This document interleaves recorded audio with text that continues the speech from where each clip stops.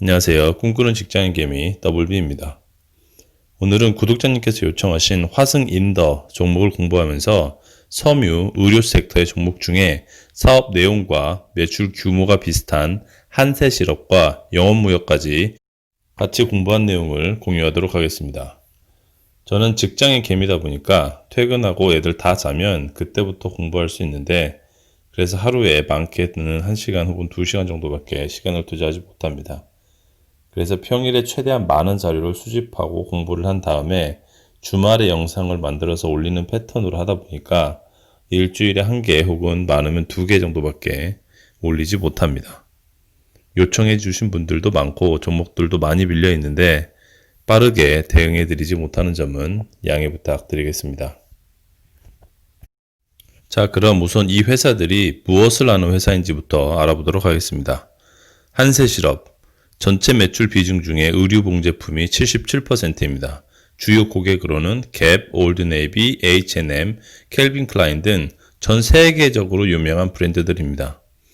저는 한국에 살 때 이런 브랜드들에 대해서 잘 몰랐는데 지금은 미국에 살다 보니까 쇼핑몰이나 아울렛 등에 가면 기본적으로 깔려있는 브랜드들이어서 알게 되었습니다. 미국 시장이 메인이기 때문에 관세 혜택을 받을 수 있는 IT 등에 지사를 두고 있습니다.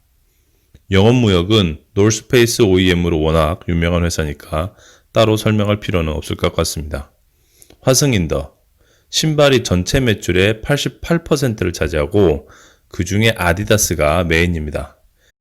아디다스의 브랜드 파워가 올라가면 수혜를 받을 수 있는 종목이지만 이번 코로나 상황에서 나이키가 오히려 점유율을 올렸다는 건 화승인더 입장에선 안타까울 수밖에 없을 것 같습니다.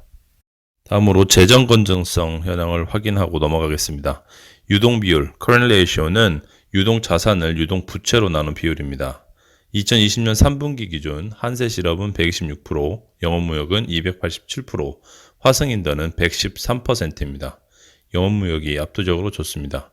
한세실업 126%를 예를 들어서 설명해 드리면 한세실업이 1년 내로 갚아야 할 유동 부채가 100원이라고 가정을 하면 1년 안에 현금화 시킬 수 있는 유동 자산이 126원이라는 얘기입니다.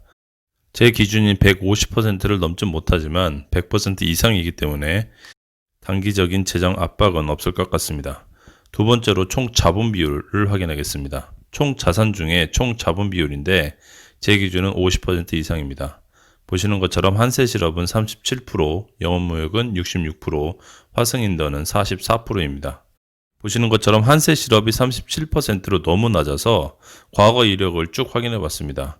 그랬더니 자본의 증가율보다 자산의 증가율이 워낙 좋았기 때문에 상대적으로 총 자본 비율이 낮게 나오는 것입니다.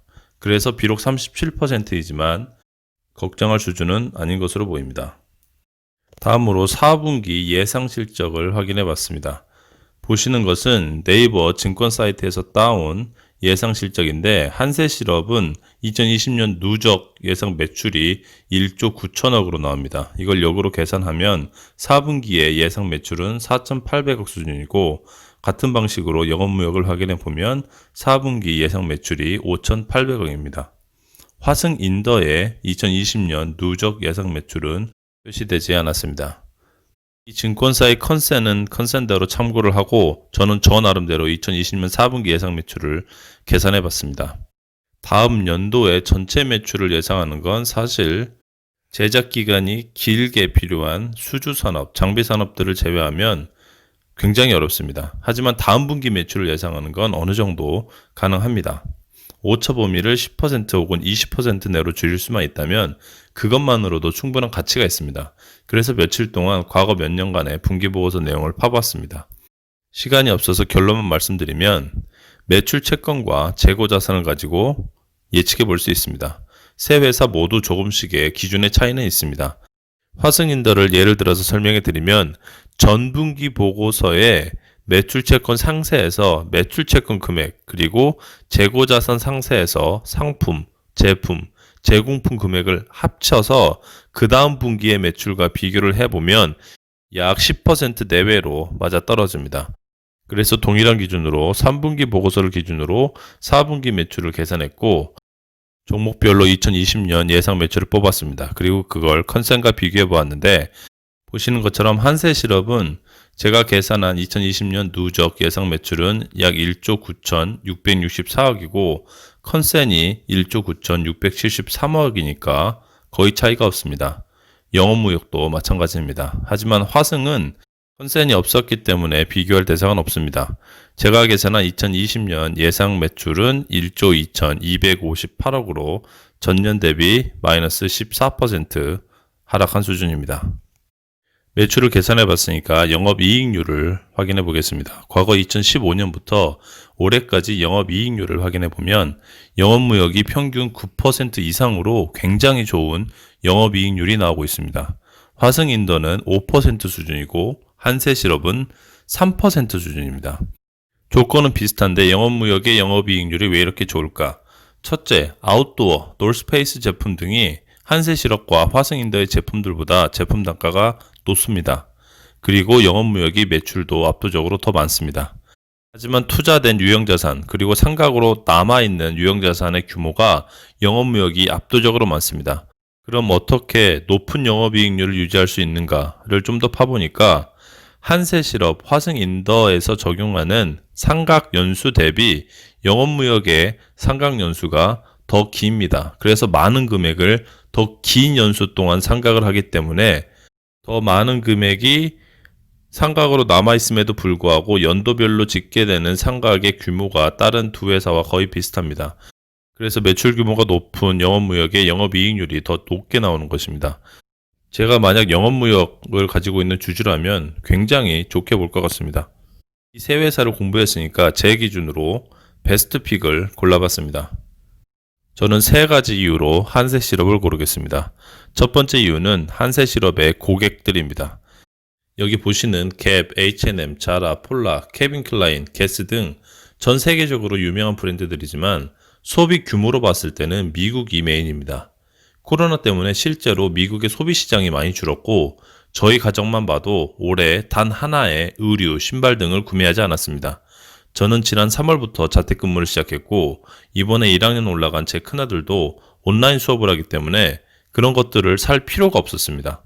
근데 내년엔 상황이 달라질 것이기 때문에 세일폭이 가장 큰 연말에 사람들이 소비를 늘릴 것이라고 예상했고 실제로 오늘 집 근처에 쇼핑몰을 가보니까 몇천 대를 주차할 수 있는 주차장이 거의 찬 걸 확인할 수가 있었습니다. 올해 처음 보는 광경이어서 너무 어색했습니다. 무슨 얘기냐면 내년 미국의 소비 규모가 커질 가능성이 굉장히 높다는 얘기이고 이는 한세실업에게는 단기적인 모멘텀으로 작용할 것으로 보는 것입니다. 한세실업을 고른 두 번째 이유. 제 영상에는 숫자들이 많이 나옵니다. 지금 보시는 숫자는 현재 매출이 기말 유형자산 대비 몇 배나 비싼지를 계산한 것입니다. 저 숫자가 클수록 적은 유형자산 가지고 더 많은 매출을 내고 있는 것으로 이해하시면 됩니다. 하지만 앞서 영업이익률을 설명드리면서 한세실업이 영업이익률 3%대로 가장 낮은 걸로 나왔는데 이걸 상각비와 연계시켜보면 이해가 되는 부분이 있습니다.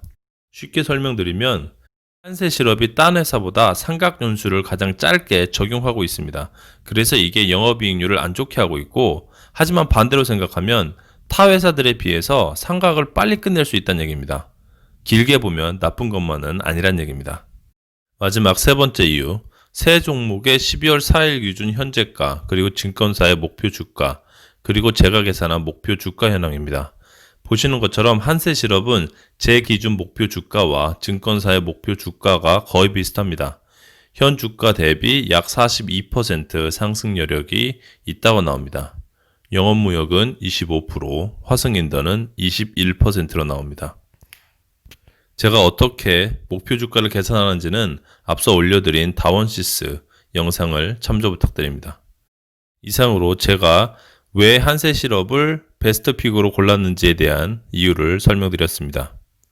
그렇다면 당장 지금 매수 버튼을 클릭할 것인가? 그렇지는 않습니다. 왜냐하면 세 회사 모두 수출이 메인이고 대금을 달러로 받는 비중이 크기 때문에 달러 환율이 떨어지면 그만큼 앉아서 수익률을 까먹을 수밖에 없기 때문입니다. 하지만 기회는 반드시 온다고 보기 때문에 당분간 매수 기회를 노리면서 관망할 예정입니다. 시청해주셔서 감사합니다.